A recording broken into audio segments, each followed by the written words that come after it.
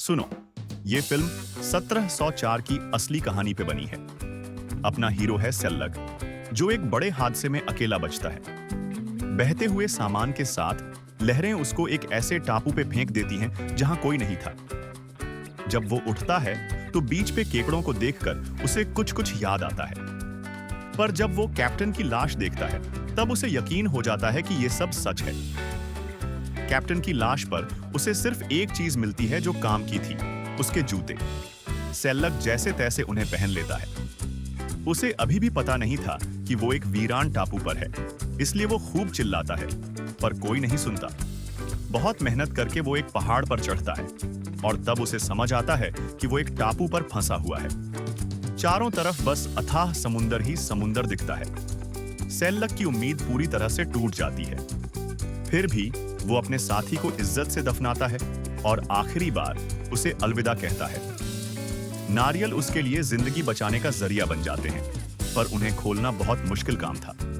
पर अपनी मेहनत से वो आखिर एक छोटा नारियल फोड़ ही लेता है और फटाफट उसका पानी पीता है। आगे चलने पर उसे एक और हैरत होती है। एक कुत्ते के भौंकने की आवाज आती है। वो देखता है तो उसका अपना कुत्ता दबंग भी वहां पहुंच गया था और बच गया था। सेल्लग की खुशी का ठिकाना नहीं था। उस टापू पर दबंग उसका अकेला साथी बन जाता है। रात होने पर सेल्लग पत्थर से आग जलाने की कोशिश करता है। कहते हैं ना, कोशिश करने वालों की कभी हार नहीं होती। कई बार फेल होने के बाद वो सूखी घास में आग लगा ही देता है। टापू पर पहली रात सेल्लग इतना भूखा था कि उसे कुछ और सूझ ही नहीं रहा था। कुछ खाने को नहीं था तो उसने छोटे घोंघे खाना शुरू कर दिया।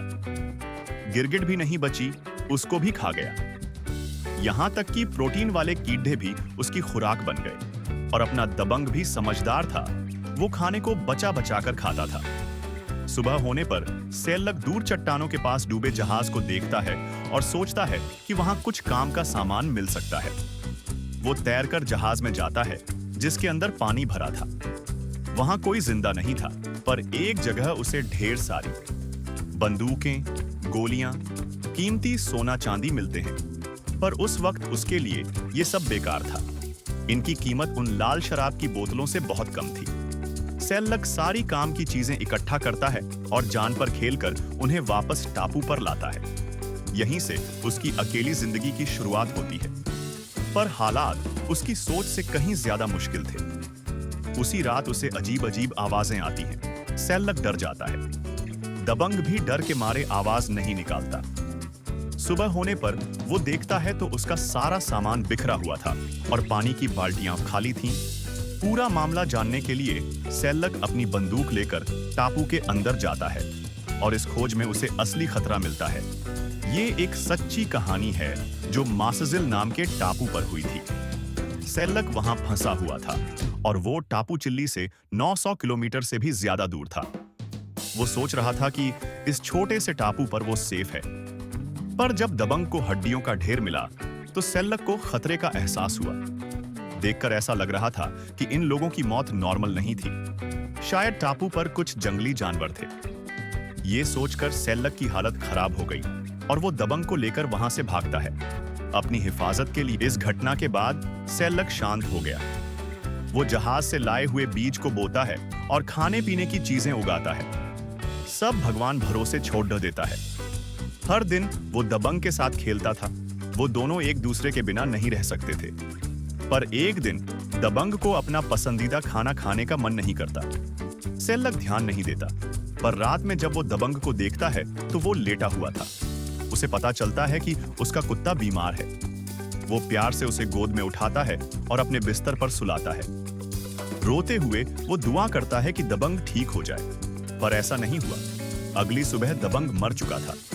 सेल्लग को इस बात पर यकीन नहीं हो रहा था। वो अपने साथी को खोना नहीं चाहता था। दुख सहते हुए वो दबंग को कब्र तक ले जाता है, पर उसे दफनाने की हिम्मत नहीं कर पाता। वो सोचता है कि दबंग के बिना वो इस वीरान टापू पर कैसे रहेगा। वो बस उदास होकर अकेले बैठा रहता है। ऐसे ही 2 साल निकल जाते हैं। फिर एक दिन सेल्लग को समुंदर में एक जहाज दिखता है। पर जब वो लोग किनारे आते हैं तो सेल्लक देखता है कि वो सब अजीब आदिवासी थे। वो डर के मारे छुप जाता है और उनका इरादा जानने की कोशिश करता है। वो लकड़ियां जलाते हैं और ऐसा लग रहा था कि वो किसी सरदार को जलाना चाहते हैं। सबसे हैरान करने वाली बात यह थी कि वो 3 लोगों को भी सरदार के साथ दफनाने वाले थे। जब वो तीसरे आदमी को मारने वाले थे तो सेल्लक से रहा नहीं गया और उसने अपनी बंदूक चला दी। सेल्लक उस तीसरे आदमी को बचा लेता है। वो दोनों भागते हुए मिलते हैं। खुद को बचाने के लिए वो छिपते रहते हैं जब तक कि वो आदिवासी वहां से चले नहीं जाते। चूंकि वो आदमी किस्मत से बच गया था, इसलिए सेल्लक ने उसका नाम गुड लक रखा।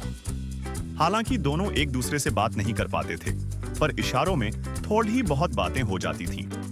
सेल्लक को उन आदिवासियों पर भरोसा नहीं था, इसलिए वो रात को गुड लक के पैरों में लोहे की जंजीर डाल देता था।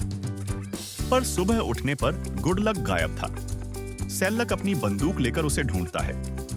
टापू पर धुआं देखकर सेल्लक वहां जाता है, पर गुड लक मरा हुआ पड़ा था। ये 1704 की एक और सच्ची कहानी पर बनी फिल्म है। 2 साल से टापू पर फंसा सेल्लक अचानक आए आदिवासियों से डर जाता है। जब वो उनका पीछा करता है तो उनके बिछाए जाल में फंस जाता है और पेड़ से लटक जाता है। जब वो आदिवासी आते हैं तो सेल्लक को देखकर हैरान होते हैं और उसकी बंदूक को देखकर उत्सुक हो जाते हैं। जब वो लोग बंदूक से छेड़ करते हैं तो सेल्लक को डर लगता है कि कहीं बंदूक चल ना जाए, और जैसा सेल्लक सोच रहा था वैसा ही होता है। बंदूक से गोली निकलती है। आदिवासी डर के मारे दूर भाग जाते हैं, पर वो सेल्लक को तकलीफ नहीं देते। वो उसे खाने को देते हैं और रात को चुपके से उसकी रस्सी भी खोल देते हैं। ये देखकर सेल्लक हैरान रह जाता है, पर जब वो अपनी बतखों को गिनता है तो गुस्सा हो जाता है और बंदूक लेकर आदिवासियों को ढूंढता है। आखिर वो उन्हें ढूंढ लेता है, पर जल्दबाजी में उसकी गोली मिस हो जाती है। आदिवासी उसे धक्का देकर गिरा देते हैं, पर एक खतरनाक लड़ाई के बाद वो दोनों रुक जाते हैं, क्योंकि उन्हें समझ आ जाता है कि वो एक दलदल में फंस रहे हैं। आदिवासियों को दलदल से निकलने का तरीका पता था, इसलिए वो आराम से बाहर आ जाते हैं। पर सेल्लक देखता रहता है, वो दलदल में और धंसता जा रहा था। वो उनसे मदद की भीख मांगता है। जब सेल्लक पूरी तरह से दलदल में डूबने वाला था, तभी आदिवासी पेड़ पर चढ़कर उसे एक डाली देते हैं और सेल्लक बच जाता है। मौत के मुंह से निकलकर सेल्लक एकदम जिंदा दिल हो जाता है और समुंदर में जाकर अपनी खुशी जाहिर करता है। इस घटना के बाद उन दोनों की दुश्मनी खत्म हो जाती है। अब उनमें दोस्ती हो गई थी। वो दोनों साथ मिलकर पेडरियच काटते थे, शिकार करते थे और खाने का मजा लेते थे। उन दोनों को एक दूसरे पर पूरा भरोसा हो गया था और 1 साल बीत गया। सेल्लक को एक बंदूक की आवाज सुनाई देती है। वो समझ जाता है कि आदिवासी बंदूक नहीं चलाते। इसका मतलब कोई और टापू पर आया था। वो भागकर बीच पर जाता है तो देखता है कि कुछ लोगों ने आदिवासियों को पकड़ लिया था। जब वो लोग जहाज पर चढ़ते हैं तो सेल्लक भी छुपकर जहाज में आ जाता है। सेल्लक को देखकर जहाज का कैप्टन हैरान हो जाता है। सेल्लक टूटी फूटी भाषा में अपना नाम बताता है और वो लोग उसे बचा लेते हैं। जब सब लोग सो रहे थे तो सेल्लक चुपके से अपने दोस्त को छोड़ देता है। इस पल में उनकी दोस्ती साफ दिखाई देती है। इस तरह सेल्लक की 4 साल से ज्यादा की टापू वाली जिंदगी खत्म होती है।